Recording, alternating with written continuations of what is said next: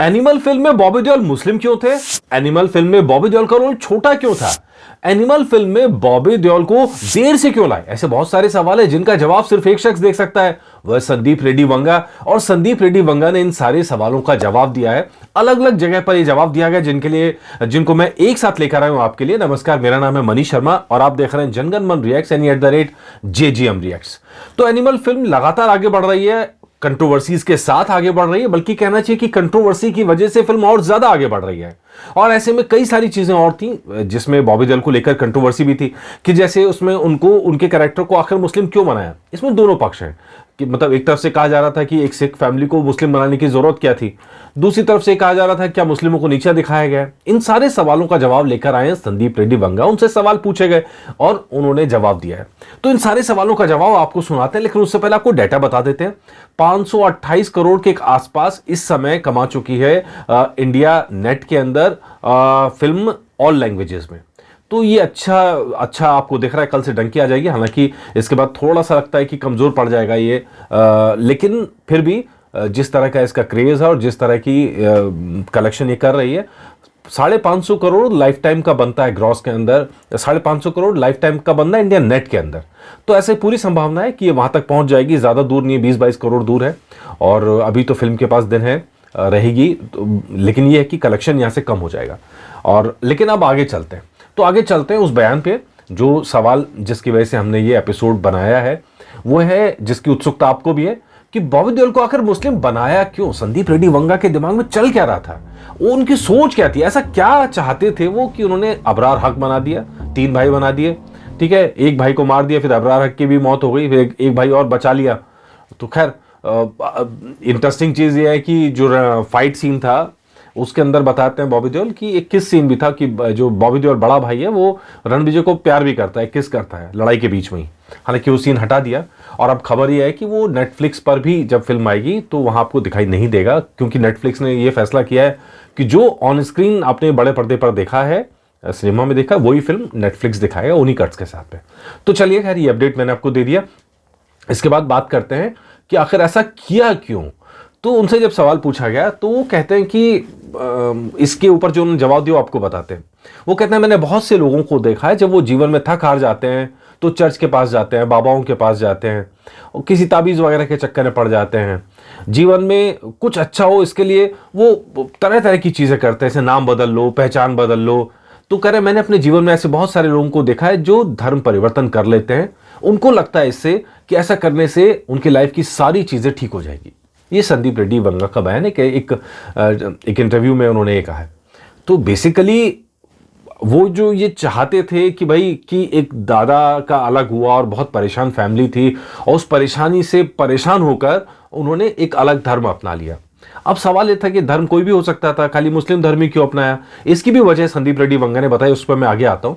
और ये सारी चीज़ें उन्होंने इंटरव्यू के अंदर बोली हैं कि भाई लोग परेशान होते हैं तो नाम पहचान बदल लेते हैं, ऐसा बहुत कॉमन है, मेरे आसपास भी होता है। और इसीलिए मैंने ये फैसला किया कि भैया कि इसको चेंज कर देते हैं एक डिफरेंट आइडेंटिटी के साथ में। तो पूछा कि भाई इसमें तो आप ईसाई भी तो बना सकते थे या आप हिंदू बना सकते थे सिख फैमिली से। तो कहते हैं हम अपने आसपास देखते हैं बहुत सारे लोग क्रिश्चियन या इस्लाम धर्म अपना लेते हैं। हालांकि ये देखने को नहीं मिलता कि कोई गैर धर्म का व्यक्ति हिंदू धर्म स्वीकार कर ले।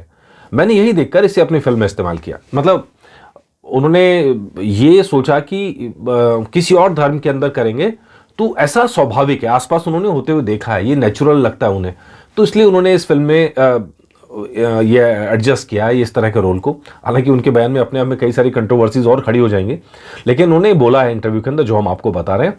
उसके बाद सवाल ये था कि इस्लामी क्यों, मतलब जो सवाल उठ रहे हैं कि क्या बदनाम करने के लिए किया है कि भैया विलेन बना दिया तो नुकसान हो जाएगा, इमेज खराब होगी, इस टाइप की बातें या कुछ और है। तो उन्होंने जो जवाब सुनाया बड़ा क्रिएटिव सा जवाब है।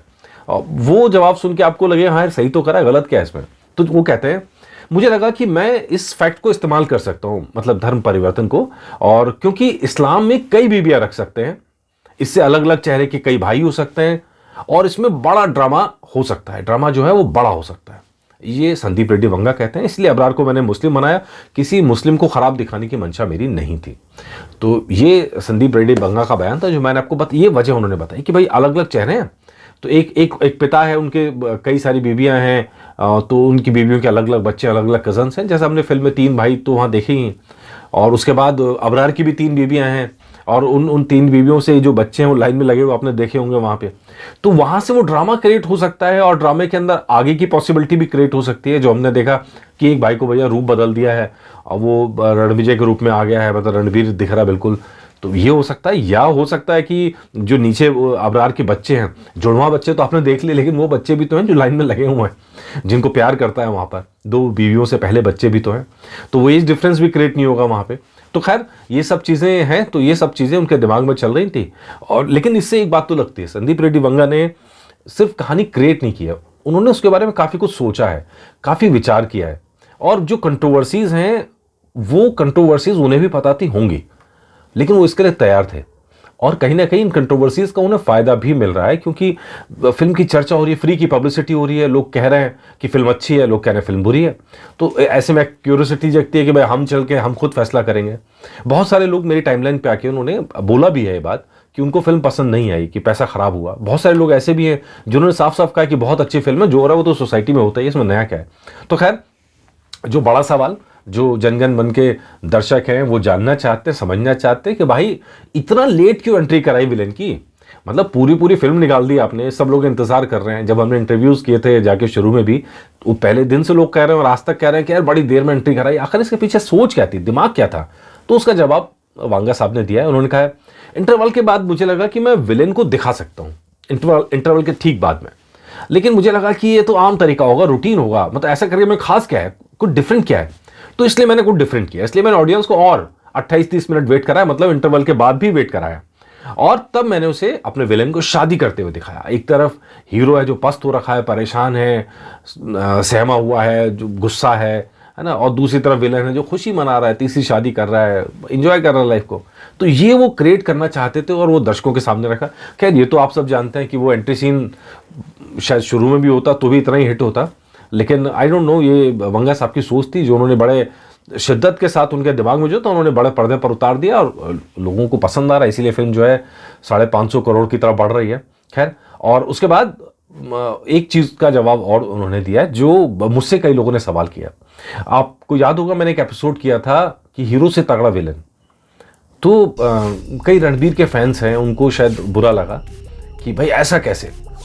एक्टिंग के लिहाज से देखेंगे तो रणबीर ने बहुत शानदार एक्टिंग की है, बॉबी देओल ने भी बहुत शानदार एक्टिंग की है, लेकिन फिर भी चर्चा बॉबी देओल के रोल की ज़्यादा हो रही है क्योंकि वो म्यूट थे, बिना बोले एक्टिंग की है और छोटे से रोल में दम डाल दिया, इसीलिए बॉबी देओल की चर्चा ज़्यादा हो रही है।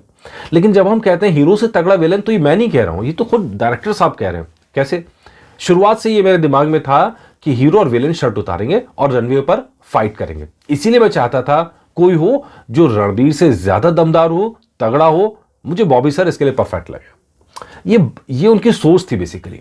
मतलब शायद ये तो हम सब जानते हैं कि अगर कोई विलन हल्का फुल्का विलन होगा, फूंक मार के उड़ जाए, तो उसमें दम नहीं आता स्टोरी के अंदर। स्टोरी में कंट्रास्ट तब पैदा होता है जब विलन भी तगड़ा हो, और हीरो से तगड़ा हो तो और ज़्यादा कंट्रास्ट। तो कुछ इसीलिए बॉबी देओल को कहा, बॉबी देओल ने 4 महीने मेहनत की अपने बॉडी को और फिट करने की, और थोड़ा बल्किंग के साथ और दमदार उन्होंने अपनी इमेज क्रिएट की वहाँ पे, जिसमें वो कामयाब भी रहे। और संदीप रेड्डी वंगा जो दिखाना चाहते थे वो दिखाने में कामयाब रहे। फिल्म अच्छी है कि बुरी है, ये हर एक का अपने चॉइस हो सकती है, इसमें हर एक का अपना फैसला हो सकता है।